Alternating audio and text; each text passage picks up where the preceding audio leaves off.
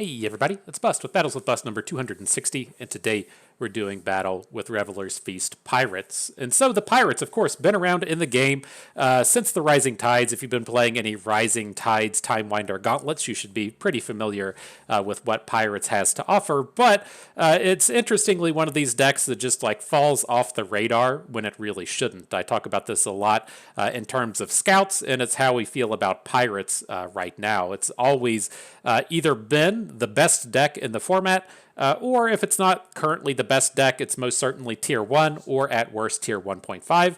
But for whatever reason, people just don't play it. If that's just fatigue from the deck being around for the past 2 years, wanting to play with the new kind of shiny cards like Aatrox and Seraphine, whatever the deal is, people don't give it the respect that it deserves. But this is most certainly one of the top decks in the format. And so I did want to kind of come back and revisit this. If you watched our previous video, if you were here, because we're kind of looking towards the Xbox Game Pass, this is what you would kind of be promoting that Xbox Game Pass deck to. And so in the previous video, we're looking at a really budget-conscious deck that was using the foundations as a base, but then looking to kind of expand on your Elise Spiders deck from the foundations era. This is the kind of thing you would be looking towards if you wanted to say, okay, well, I just have all the cards, or I'm willing to acquire the cards, I'm willing to purchase a few wild cards, whatever. This is the kind of top tier aggro deck is going to look like. And so, first and foremost, if you're not familiar with the strategy, it has this big pile of 1-drops in it, the Legion Rearguards, Shell Shockers, Crimson Butcher, and Crimson Pigeon. I've got 12 1-drops in total. Our 2-drops generate additional units between House Spider and Mirai Warden, and the idea of what we're going to be doing here is just completely flooding the board. Ideally, we're just never outright losing a combat, right? We should hopefully be able to attack with our units, and then at best, our opponent is only going to be able to trade.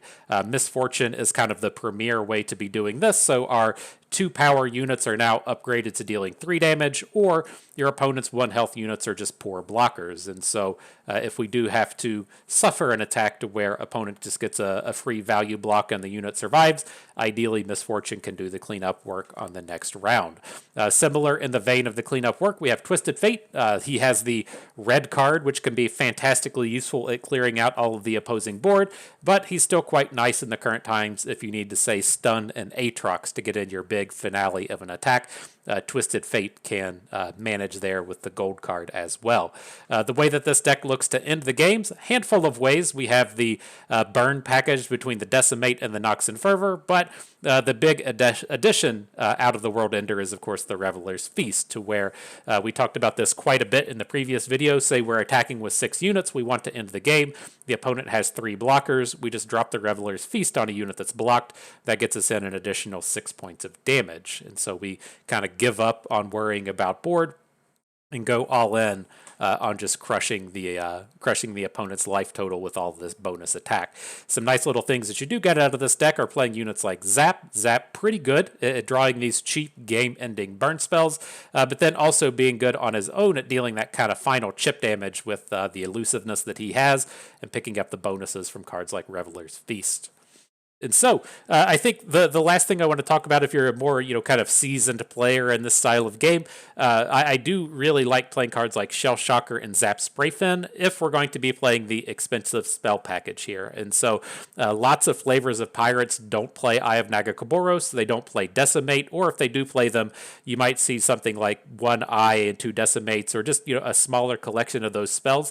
I feel like if you want to play the full 6, if you want to play the 3 Decimates, the 3 Eye of Nagakoboros, you really need to have the additional attune units. And so I like the idea of Shell Shocker here to complement Zap, and we aren't playing cards like Legion Saboteur since the Shell Shocker is filling in that space. I feel like that 1 point of mana returned is much more important than that 1 or 2 points of damage we get from the Legion Saboteur ability. And so, good stuff. That's who we're doing battle with today. You know the pay-to-win price is paid up on this deck. We play these kind of things all the time. And let's go ahead and jump on into battle. Okay, a little bit of Aatrox turning up. And so this is what I really wanted to kind of talk about in terms of general strategy with this deck, is that the Aatrox matchups aren't good, right? Aatrox is the the current big dog of the format. He's the number one man up on top of the winning hill. But the matchup isn't that horrible, right? It's not like the Aatrox matchup is like 70-30 in their favor.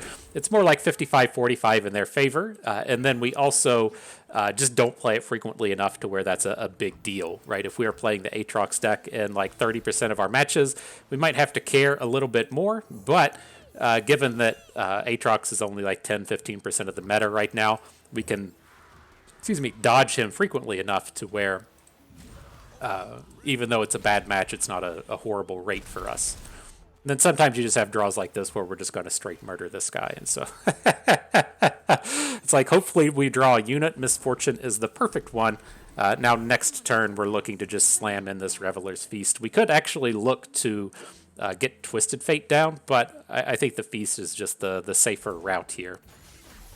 All right, you got a blocker. You can keep on doing that stuff.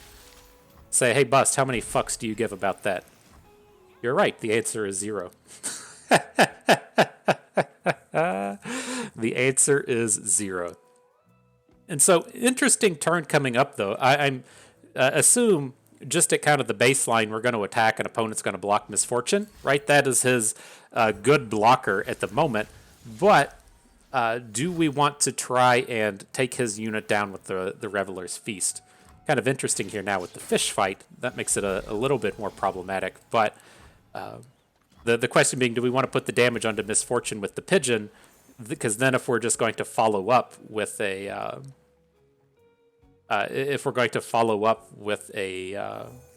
Reveler's Feast, then that's actually going to kill the Misfortune. If we don't get the win, then things are going to fail against this Elkin here. But it's okay. She got killed, and so we just have to kind of come in and decide otherwise. I think with this, I do want to kill the Scout unit, or he should get Scout soon enough. Okay, he does have it. So I'm just going to kill off the unit in front of the Elkin. Still punch in as much damage as we can. We'll get the kill on the Defector, and hopefully now we can just win the game with a Nox and Fervor. Got him. Didn't even need it. All right, good stuff. Market a W for Bust.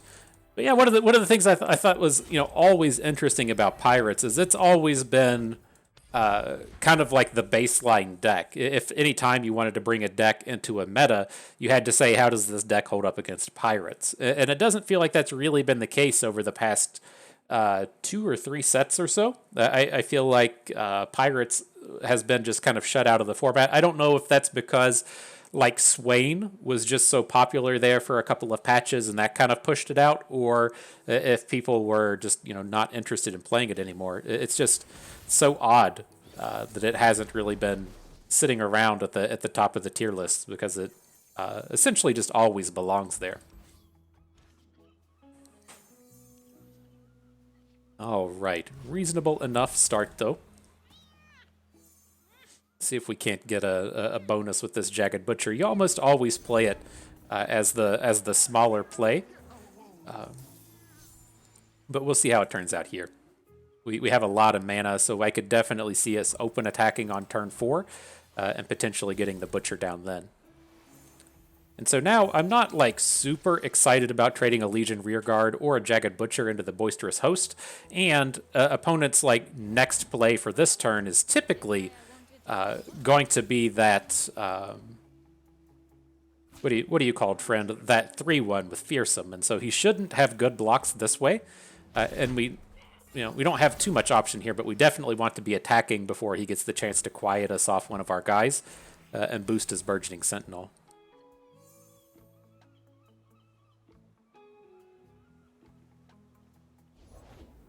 All right, there's that Phantom Butler we were expecting. Alright, dude, no blocks. I'm too scared. Too scared of your fearsome bros to get the blocks in. A Vile Feast. Not bad. Things not looking good here. We could have technically brought in a Reveler's Feast on our unit to keep his Burgeoning Sentinel from growing, keeping him from getting the Spiderling, but that feels kind of meh. I don't feel like I'm really excited about that play, and so we'll just let it go. But we do get access to Zap now. We can look to just like attack with Zap and then Reveler's Feast in the middle of combat. I don't suspect he's going to get too crazy here, but all right. Well, let's bring the thunder. All right, sad noises.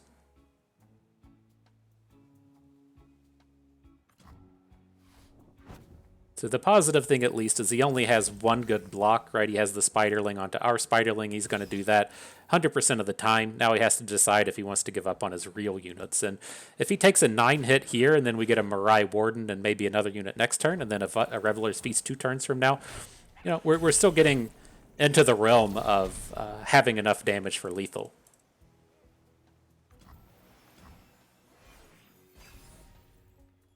What you got for us, deck? Ooh. Ooh, buddy. Talk about a good one. Talk about a good one. Give me that double summon. Nice to meet you. I'm Isla. Interesting. And the Treasure Seeker, putting the Waking Sands in our hand. We can most certainly get 6 units on board next turn if we want. Like you. It says, uh-oh, I got to block. Sorry, Bust. I got to bring them blockers in. So as it stands, if he doesn't have any more removals, we should be hitting for 12 next turn. Right, 6 from unblocked units, 6 from Reveler's Feast, and then we could look to kill with Nox and Fervor.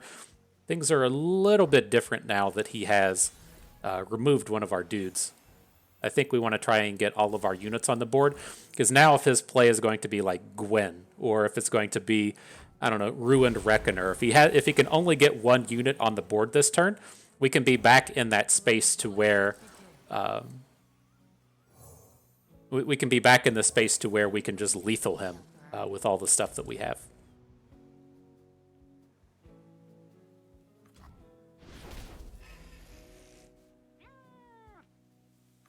All right, squad coming in.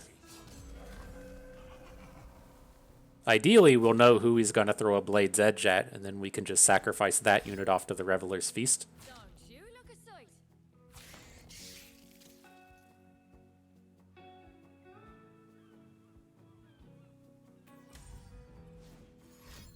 Oh man, he's got multiple removals. Must be nice, Brozilla.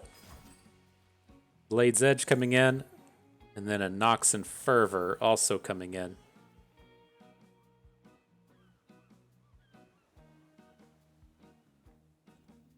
All right, well, that's tough. I think we probably just want to be taking down this burgeoning Sentinel and keeping ourselves with the units behind. And so our Sandstone Charger is not going to deal any damage this turn. I'm going to just go ahead and throw it at his burgeoning Sentinel. We'll only get 2 damage in and have 2 units left behind, but you know, we're at least ahead on board, ahead on cards. So depending on what his last thing is here, if we get into another spot where we draw a unit and have a good Reveler's Feast. Ooh, talk about drawing good units. Nagakaboros is the tits here. Emerald Dancers is pretty scary, but got to admit that was a pretty good draw.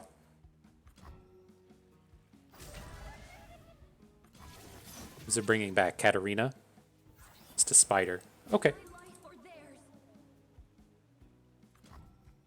I'm on board with that.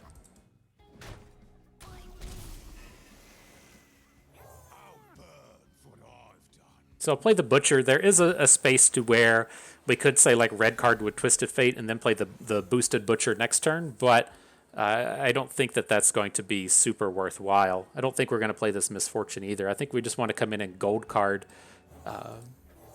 the Dancers. Then, you know, we'll see if he has a blocker, a new card, a new dude for next turn.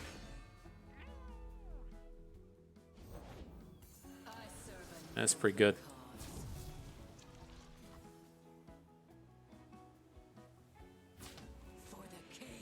Looks like we got that lethal, though.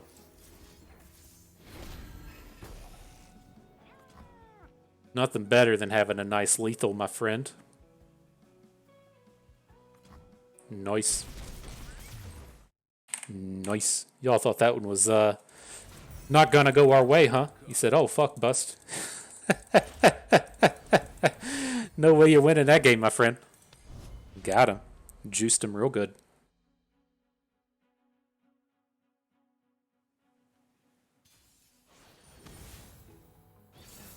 All right. Haven't seen this dumb deck in a while. Oh, Echo Zillion. The percentage chance I get mad this game, probably around 10. Probably around 10. Just so much of this game comes down to the opponent playing the thing that generates the crystal, the fallen feline, and then hitting it quickly. And so what you tend to see this game come down to is A, does he have the fallen feline, which he did, and now B, how quickly can he predict into it? Which on any given predict, right, he's got 35 cards in his hand and he's looking at 3. It shouldn't be super high probability to hit it, but he's adding all this extra garbage in. I guess we'll just have to see. All right, so Misfortune coming in, weaken up the old block on the fallen feline. Does give us a little bit of protection in the face of the dumb card as well. And so if we have a 3 health unit in the Reaver, a 3 health unit in the Misfortune, we can potentially survive the crystal.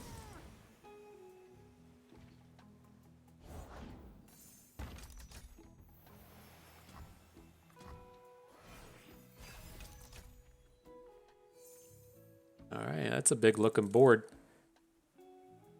This is the spot where it's kind of interesting.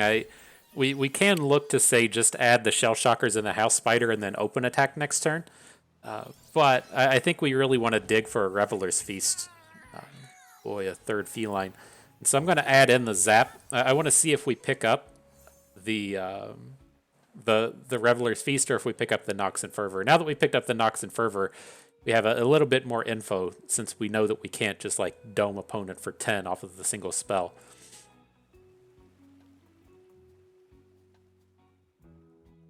Certainly had all the cats this game, though. Definitely got to start worrying about the crystal coming through.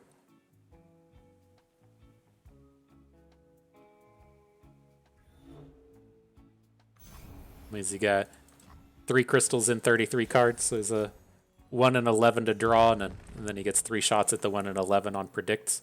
And so do we want to just go ahead and start slamming stuff? I mean, I think it's okay. I'm looking towards, say, Shell Shocker. That's going to keep us at 6 mana. Then we can play Demolitionist onto the Unscarred Reaver to get its attack bonus up and running. He just passes. That's a little scary.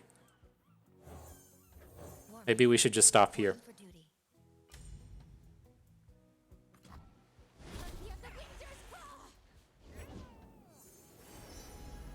Oh, Reggie comes in. All right. Oh, feels like we're going to get crystalled, but that first pass was just very odd to me. Scrying Sands isn't. That was the card I thought he might have had last turn. If he was trying to he was just sitting around on that 1 mana. I felt like he was deciding if he wanted to try and predict into Echo or whatever this deck wants to do. But all right. We'll just overbank 1 mana here. That's not a big deal. There it is. There's the first one and a drop border. That's not good. That's not good, fam.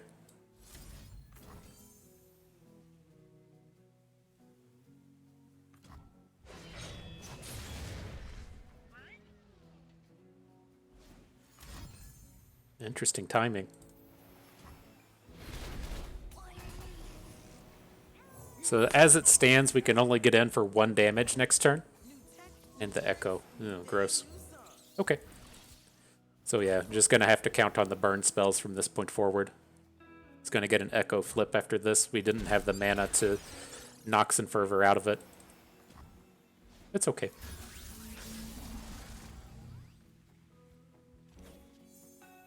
Still has some decent draws, though, between the Decimates and the Zaps. Twisted Fate's not a terrible draw. Misfortune's not a terrible draw.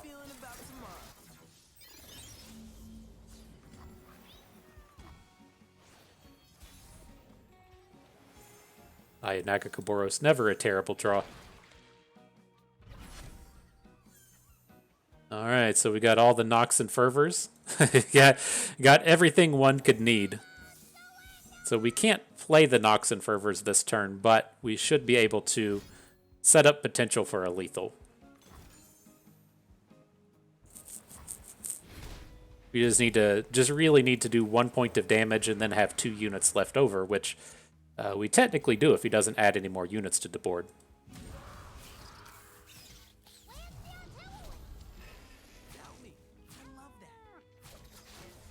So, no real guarantees with it. This deck does tend to play Rite of Negations, and so we can counterspell our Nox and Fervors, but the important thing has happened in this game that does not look good for us. We have got our opponent to 6 with the 2 Barn spells in hand and the means to cast them, and so really does a good number in terms of saying at least, hey, I got a shot, right?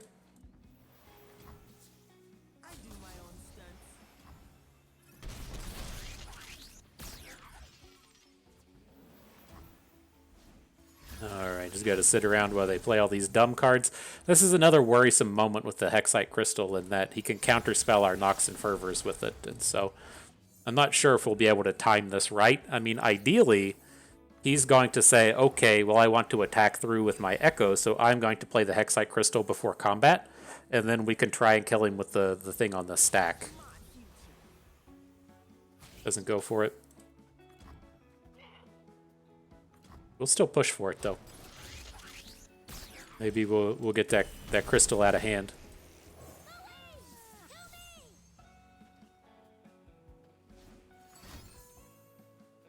Well, GG.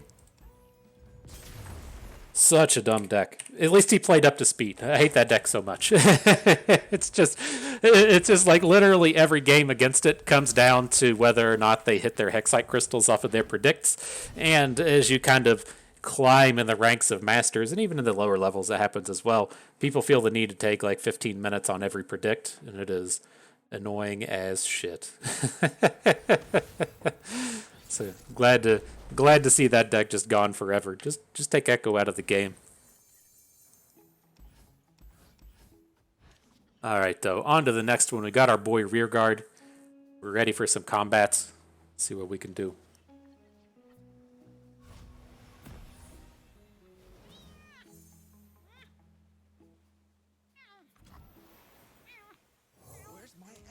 It's kind of an interesting spot, and if you should just open attack. Like the addition of House Spider makes me say no, but it's like if we only have one other unit or we draw like an interactive card or something, and then opponent plays Seraphine and we don't get to deal any damage this turn, it's just an absolute disaster. But I think we're safe enough with the House Spider coming in, and it also makes me feel a little bit better in the sense that if opponent was going to say like have a Mystic Shot, that would have been another disastrous turn for us. So. Right. Still come in for the 3 damage. I have to assume that he didn't hit a group shot off of his Conchologist. Our Spiderling survived the day. So, good for you. Good for you, Spiderling.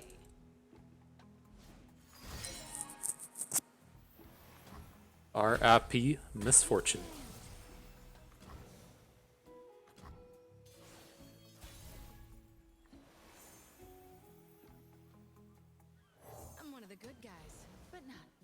Alrighty, let's see what happens when we add her to the board. People usually seem really excited about spending all their mana to kill her, which we just saw here, and so that's not terrible. That's not a bad round for us. I think we still want to drop the Misfortune before we put the other units down, because of things like that Thermogenic Beam. It would have, like, if opponent, say, like, had the chance to play Reggie and then played the... then got to play the Beam for just the exact 3 mana, that would have been a bit of a bummer. So, I dig it.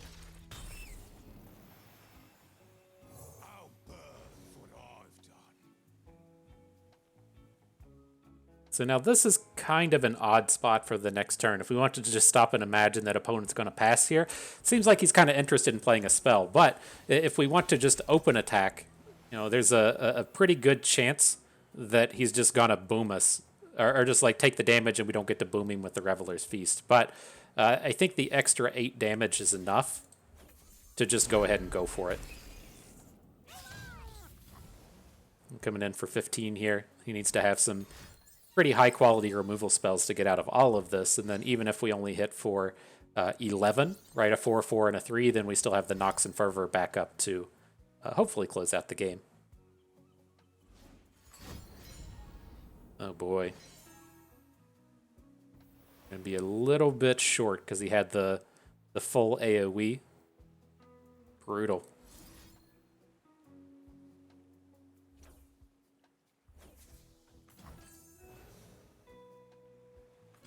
Sometimes you time trick into your one-ofs, you know. Alright, got him down to 5. It's close. It's close to victory. The bar comes in. Alright. This is probably going to be our final attack on this upcoming turn. Hopefully we can chunk in enough. There's not too many draws that would make me be like, oh yeah, I don't want to open attack. The addition of Seraphine might change our story, though. It's usually pretty tough to have an extra spell to play on this turn, just given that you tend to play all of your burn spells early, and so kind of limited in your options and what you can do. All right, Mirai Warden. Counting on you, friend.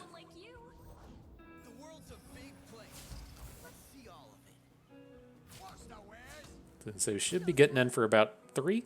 You can move some of this stuff around, but I don't think we're going to get a lethal.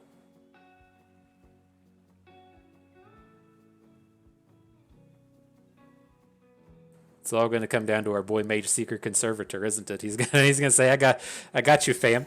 I got you. Here comes the here comes that pristine, expensive spell that you needed to win.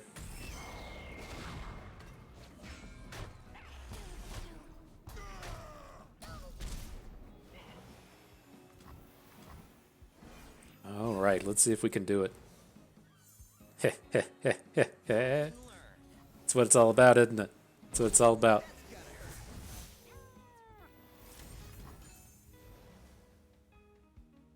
Did we get him? He's got a signpost and a pokey stick. So we'll see if he's able to burn us out from this point. I mean, the signpost just puts the Decimate back in our hand, and we have the 6 mana to cast it. So he's about to pick up a ton of cards, though.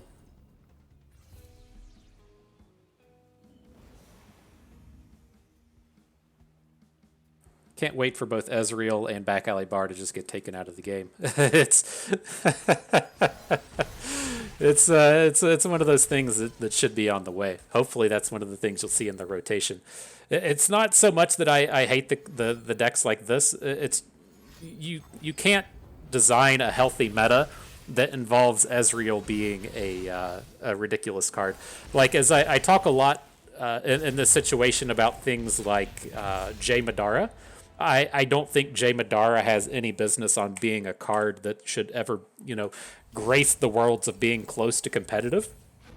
I think he should probably just be straight up removed for the game or banished to Path of Exiles only. And I feel like Ezreal's in the same space as to where Ezreal is either ridiculous or he is irrelevant. And I think these days he's probably pushing too close to ridiculous. And so what's the answer? You can't fix Ezreal by saying, okay, he should cost 6 mana, because he still just does the same thing. He still wins the same games that he was going to win anyways. It's like you just have to push up the level up. And at what point have you just like pushed the level up so high that it doesn't feel like like the card is worth enjoying? And so if you're a true Ezreal enjoyer of the world, it doesn't feel like a win in either way for me.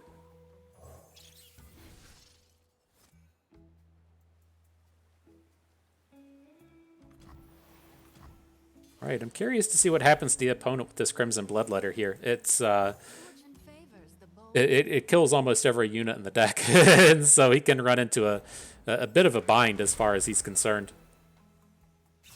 It's a pretty good one though. Still take my attacks.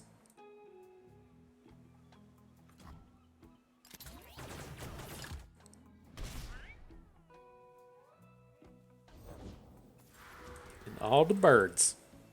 Sure.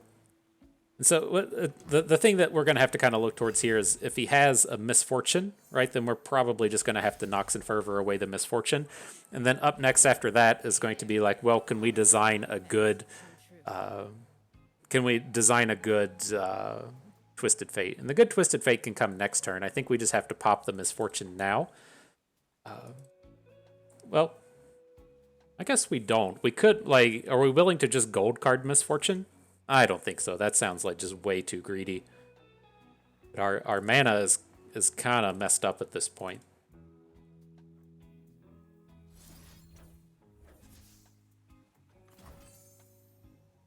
So this can fail, right? If he has another misfortune in hand, and he gets to pull off the make it rain for the real world ender, then kind of fine. But the standard Pirates deck shouldn't have a way to stop us there. Okay, ready. I'll do better this time. For the tribe. All right, so how big are these dum-dums? I want to keep our misfortune protected. I'm not like completely opposed to getting rid of her, but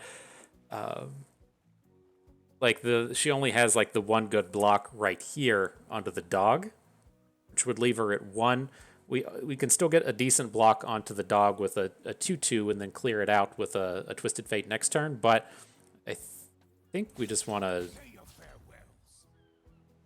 prevent as much as we can. I mean, opponents only got 2 cards in hand after this. We do have a good collection of AoE stuff.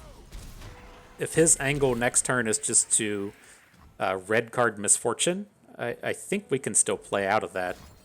Ravenous Flock, did not expect that. You aren't playing... Okay, it's like... You're not playing Swain, right? Interesting. I definitely feel okay now. Hello, new best friend. Could Mirai Warden into Misfortune and then have Twisted Fate for next turn. Yordle Newbie, not a not a top-notch unit for the turn. Nice to meet you. I'm Isla. He hits a Dragon Chow. Okay. I've got this.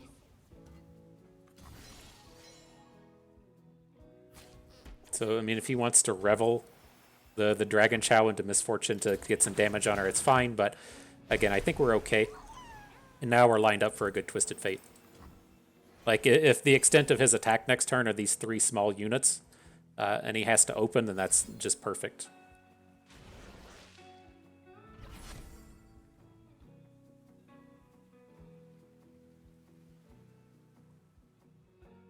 Yeah, it does not feel like a strong attack. Still got to come in and block, right? If we get hit with the Reveler thing, it's just too much, but... Currents keep me. Don't get ahead of yourself. Is that how we feel? I don't know about that. Not today. We'll be taking 8 in total. That seems safe. All to 7. Good. He didn't have it. He didn't have the good way to get the takedown. Ye started without me. Deal me in. Deal me in, bruh. They got past me. There's plenty of killing left. All right, so definitely a better board than opponent. He's only got 1 card in hand. Maybe it's just a decimate, you know. And here I don't intend to attack with Misfortune, but everyone else is going to attack, so I think it's safe enough to add in an additional unit.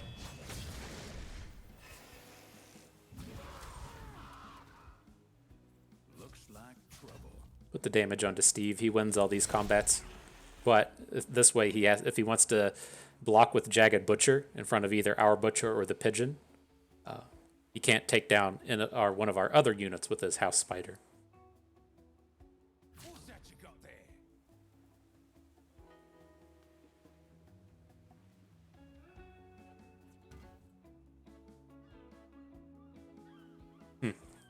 I don't know. Maybe it's tough. Maybe we are at the point where we should just be willing to trade Misfortune for his Jagged Butcher. Because like our Misfortune's never gonna flip, right? And we're kind of like beyond the value phase of the game. The opponent is, I don't know, he played his Decimate. He's got a card in hand. He can't Nox and Fervor us this turn. Like, maybe we should have just punched in the damage and said, well, this is okay, because the game's probably not going beyond our next attack step anyways. And so it's not like critical to protect our units in that sense, but these spiderlings and stuff are still kind of like real units at the moment. Was this really a Decimate, Nox, and Fervor? Decimate, make it rain. Okay. All right, well, we know what we're up against now.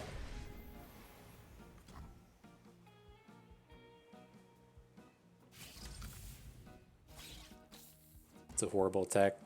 I can see an argument for the House Spider, but that's probably just horrible as well.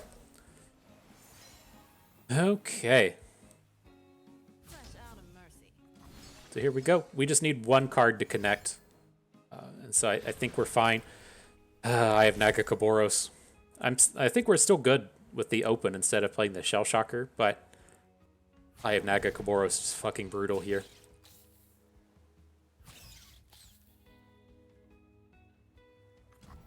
It's like if he's drawing Nox and Fervors or whatever, it's kind of fine. But just getting like all of those extra opportunities here is just so brutal. All right, though. We still got it at the end of the day. GG, WP, market a victory for bust. That's tough, though. That was one of my kind of classic-y problems with Pirates that I never really felt super comfortable with, was picking those situations to where you should be attacking with Misfortune. And I think, at least in my terms, the problem comes from I get so used to playing Scouts. And Scouts, you have to kind of go through extraordinary efforts to make sure your Misfortune survives. Because she's just so pivotal to your game plan of getting the multiple attacks in and clearing out your opponent's small units with like your 2/1s that would normally just die. And so I always kind of struggled with transitioning from Scouts to Pirates and picking the spots to where you should just be attacking with Misfortune. And that last game was probably just one of those spots we should have been attacking with her.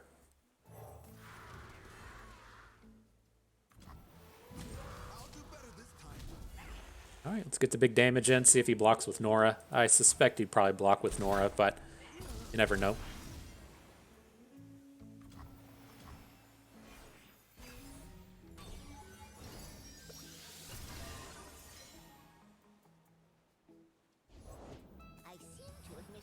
All right, he can keep his. I'm not going to try and get a takedown on her. We could wait until after combat before we add Misfortune to the board, but I think this is still safe.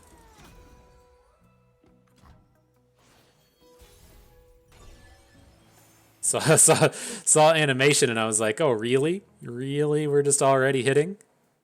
But we're pretty free to just add everything to the board now, right? We'll add in the Shell Shocker. It's going to give us the point of mana back. Then we can still Nox and Fervor in the middle of combat if we want to. This thing, oh, he's just playing Bard, isn't he? I was like, where does this dum-dum pick up the points? But all right, let's clear it out.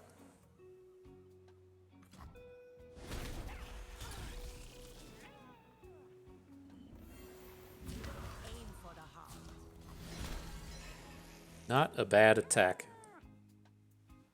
Bard, man, those are the cards I like to see, man. You see some Bard out here. I like the idea of just the mid-rangey decks running around, but I guess at the end of the day, the Bard Elusives deck is probably not something that we really want Not something that we really want at the top of the meta. Dang, I was feeling really good about this Make It Rain, and now I don't. Step lively. To and fro and to. But he's got to have some kind of heal, right? We're just going to attack. The misfortune attack on its own should be enough to bring the kill. Looks like it is. GG. All right. Smile. Fortune smiles.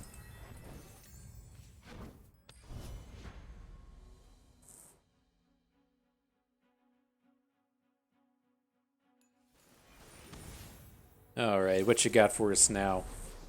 A little bit of Jinx Rumble, some of that hot discard action. That's what we're all here for. It's what we all want to see. But with this opener, I'll get rid of the Misfortune. We're on the even attacks, and so we're not going to get any value out of her until the turn 4. I'd much rather be in a spot to where we're spending... Well, Misfortune does help in the sense that we want to spend all 6 mana in the first 3 turns on units, but I would rather my units be like 1s and 2s as opposed to a single 3.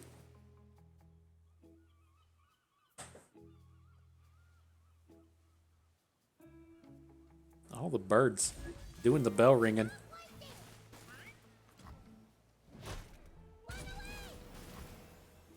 That's probably not a good attack from opponent. This is a place where you have to start asking yourself, am I the aggro? Right? Am I the aggro deck or am I the control deck?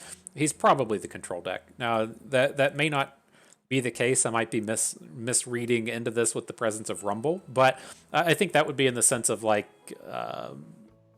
playing the Rumble OTK style decks. I don't think this deck will be OTK. This seems like it should be more of a Mecha Yordle styled number, and so the place he's going to run into problems now is he can't realistically trade with our best unit, right? He would ideally, I guess it's not going to break down this way for him now, but he would ideally have been able to say put a bonus counter onto 1 and block our pigeon and then take down our rear guard, but he's not going to be able to take down our 3/3 now.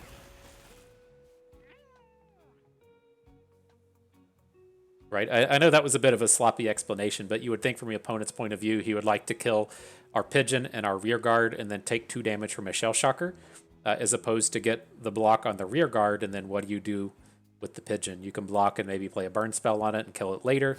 None of that sounds super appealing.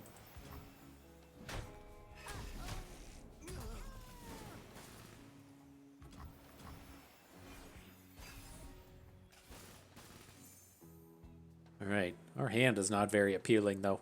Give me that Misfortune back so I have wages to spend all my mana.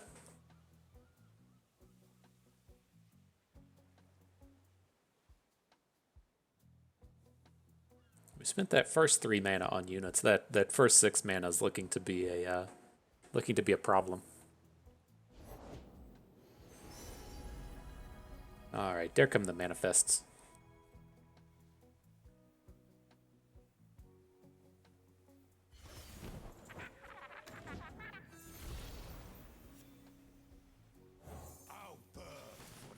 So we'll play the Butcher. It's looking like we're just going to play the Eye of Nagakaboros and open next turn. We'll see what we draw. It's just so tough for us to come in and spend all of this mana. Yeah. Like, I mean, we can gold card down the Rascal, but I think we probably need to save the Twisted Fates for better looking units. Okay, then don't want to put the damage on the Tentacle. It's our best unit on board, especially having the second Eye of Nagakaboros in hand. Really surprised to see him not block the pigeon, say, unless he has like a Mystic Shot in hand or something.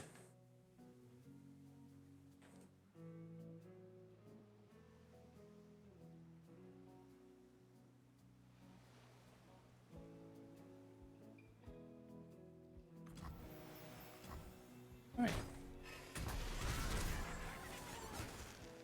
We got a chunk of damage in. Go us. Good job, fam.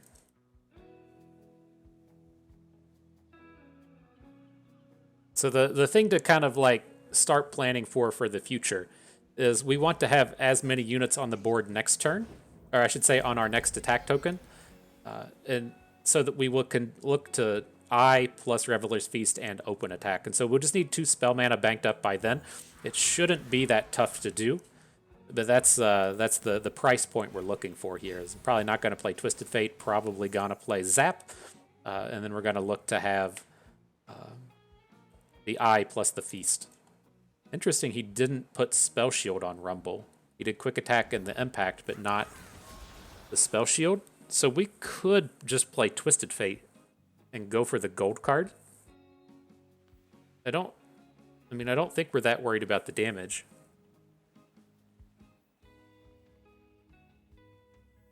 But he is going to be pretty strong next turn.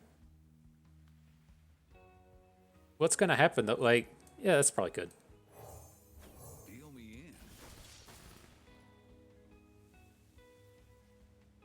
So we miss out on the card draw from Zap, but we're probably not going to play a second Reveler's Feast anyways. And then I think the thing that's kind of interesting is if he's putting... we're going to make the 4/4 Tentacle, and then what's he going to do about the Tentacle? Holy shit, he hit Scout.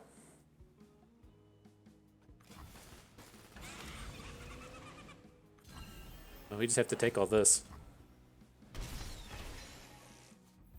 Does that level up? Yeah, it does level up Rumble. Kind of nasty.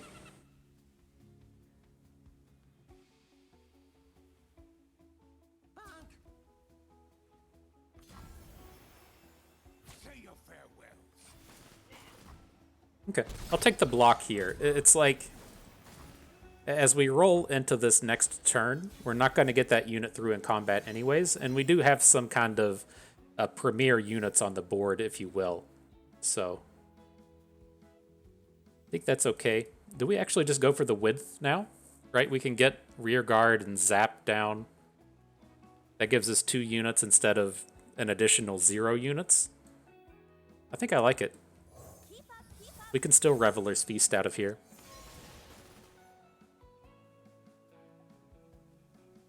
But it's like, if we only play the Eye of Nagakaboros onto the Tentacle, the Reveler's Feast doesn't really do anything.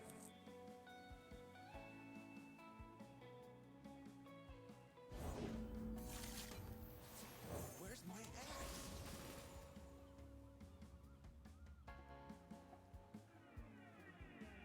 I think it's like, it's probably pretty safe to say that we're never going to lethal this turn.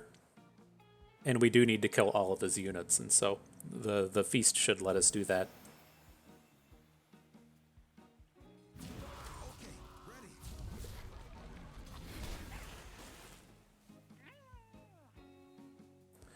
ready. The thing that like scares me with this turn is his potential to say like block to the left with the Fury Horn Crasher, flip his Rumble, have Rumble survive the turn, and then OTK us next turn with the Scout equipment. Like that's kind of a scary possibility that is, realistic. Mystic Shot's fine.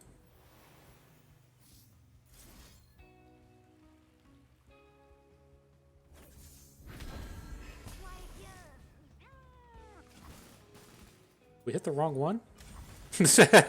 No, okay. I was like, why is the circle still on the board? Why is the Mystic Shot still out there? Okay. Alright, so we are going to have to deal with this Rumble. We can do some shenanigans in front of this Rumble to keep him from dealing damage. We can say block him with Twisted Fate and then Reveler's Feast the Twisted Fate away so that he doesn't get the impact hits in. We're going to have to look to deal with him twice, though. It's kind of scary. Zap was a good pickup. Can maybe find another Nox and Fervor. Easy.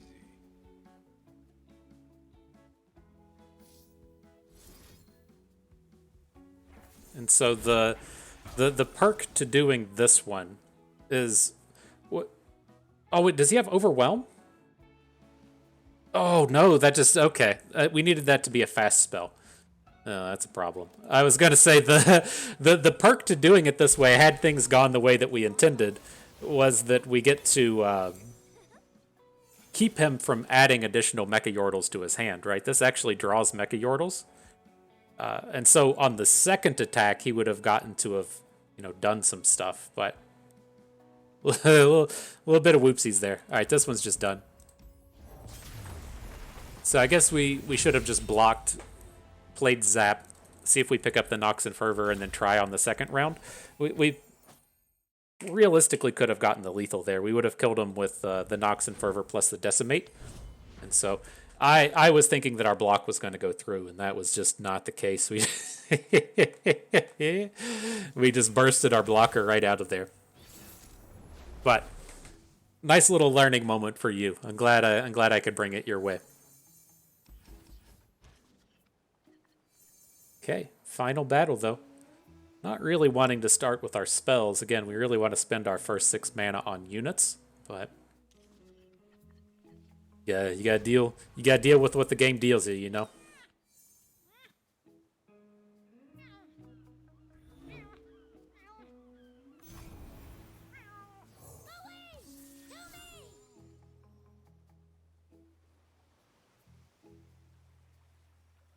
Alright, let's see if he's got that 1-drop. That's the kind of like critical thing for opponent. Oh boy, he has it.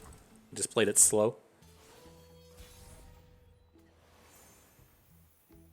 It's like he's gonna have the equipment here so frequently. I think we probably still just have to go ahead and slam and see if we can't get the trade. Probably never do, and then drop the Jagged Butcher. But it's like if we play Mirai Warden, then he just gets to eat our best unit every turn, and it doesn't really help us in the sense of building up the width we need to kill with the Reveler's Feast. And so I think the open is good. I'm not going to play the Jagged Butcher here. I'm going to play the Mirai Warden just so we can stay current and positive on our mana spending. But yeah, I don't think you can let him just come in and get the equip and just start eating all of our units.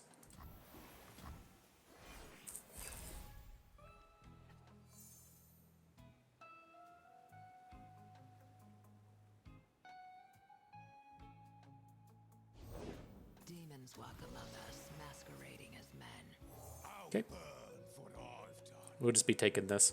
Not a lot we can do about it. And next turn, I think we're just going to be looking to get the gold card going. We have to just chunk in the absolute maximum amount of damage we can. So we'll probably get the stun on Vayne. Maybe kill the Elkin in another unit. Punch in for, hopefully about 12. And then if we get that 12 in, we can get a kill with the Nox and Fervor Decimate.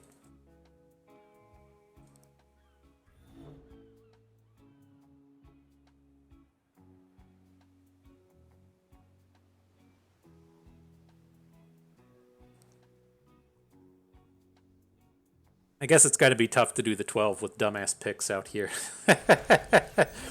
Pix just gets blocked and makes life a little bit more challenging. She's only coming in for 2, never coming in for 4.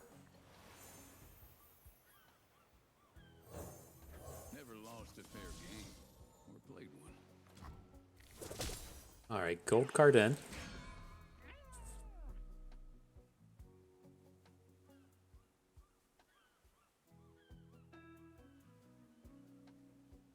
And so it should be like fairly obvious what we're doing when we make this attack, but I'm going to Pix boost the Jagged Butcher and then deal the 2 damage to the Jagged Butcher with the Reveler's Feast so that Steve gets to be the kind of strongest that he can be out here.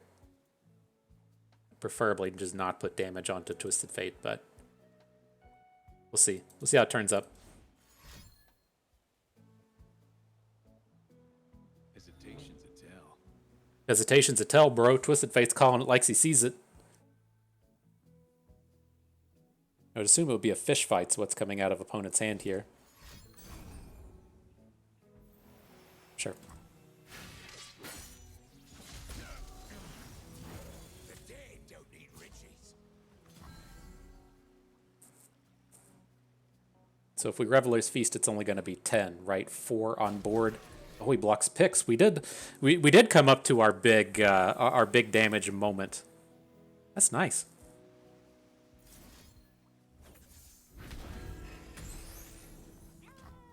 So 14 coming in. No single combats. Alright. Bust says Hills yeah. Hills yeah.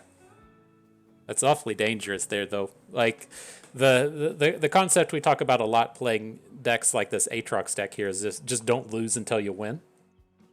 And that meaning just, do everything you can to prevent the damage. If he gets to drop an Aatrox on the board, the game tends to just be done for us. And so if he can build up to that turn 6, where he gets Aatrox on the board and he gains some health, and then he gets a strike and he gains some more health, like the game should be in opponent's favor at that point. But he took the greedy approach here to really do like maximum protection on his Steadfast Elkin, and now he falls directly into Decimate range.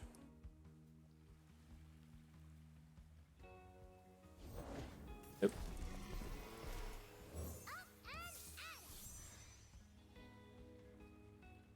So we'll see what happens. We might be able to just get wider than him as well, adding Misfortune to the board. Come at him from multiple angles, Bring out the math books on him. Hit him with the angles. How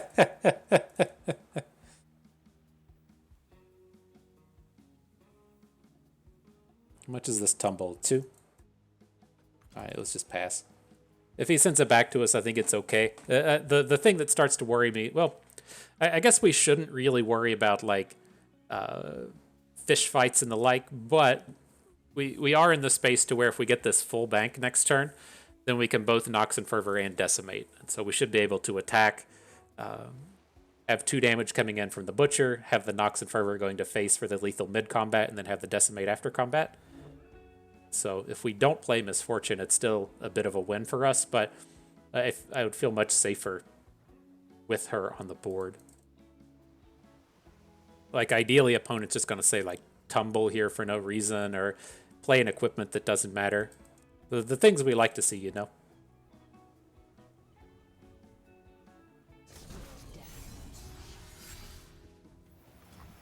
Okay. Misfortune it is. Maybe that's sloppy. I don't know. It's like, he can still play the unit after combat. Maybe we should have just passed on that.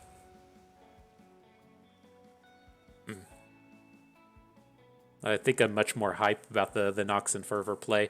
And we should have just said, okay, well, if you play another unit, then we'll play the Misfortune, since she does give us that lethal opportunity, but does have the fish fight.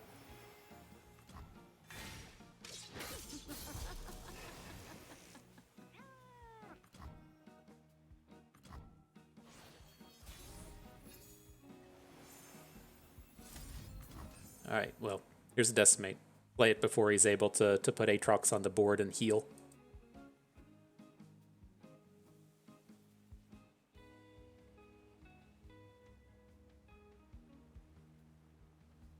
Uh-oh. That's going right into my skull zone. right into my face place. That's not ideal. There we have it. GG. Mark it a W for bust.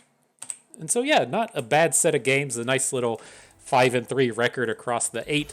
You can, see the power level coming out of the decks like this. Even the matchups that aren't good, right? That Aatrox Vayne matchup that we played twice, managed to take it down both times. It's still, not a spectacular matchup, but it's most certainly winnable. And that's one of the big things that this deck has going for it, is there's just not a lot of matchups that don't feel winnable. And it's the kind of classic of presenting the questions as opposed to presenting the answers, right? If you take a look at the bad matchups pile over here to the right, it does start with this thing like Swain Twisted Fate, and you're able to, present these draws to where you do spend your first 6 mana on units, and then you're just like LOL burn spells and you crush them, to where some of the opponent's draws might involve like playing Make It Rain and having them miss. It might have an opening hand that has like 2 Leviathans in it and you're just too slow. It's just like the bad draws coming out of a deck like Twisted Fate Swain tend to just lose, as to where the bad draws out of a deck like Pirates still have a chance. And so it just got a lot of really all-around strength and power to it.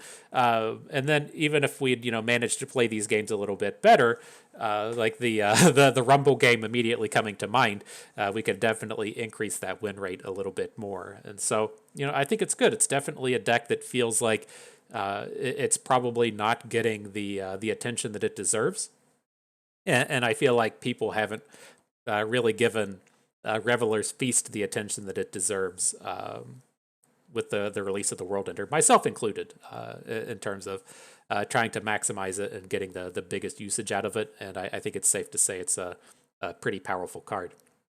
And so that's going to do it for us today. I had fun with this. I hope you did too, because that is going to do it for us today. And so I hope everyone enjoyed the video. Hope you maybe learned a thing or two along the way and had a good time watching. So this is Bust, and we thank you for being here.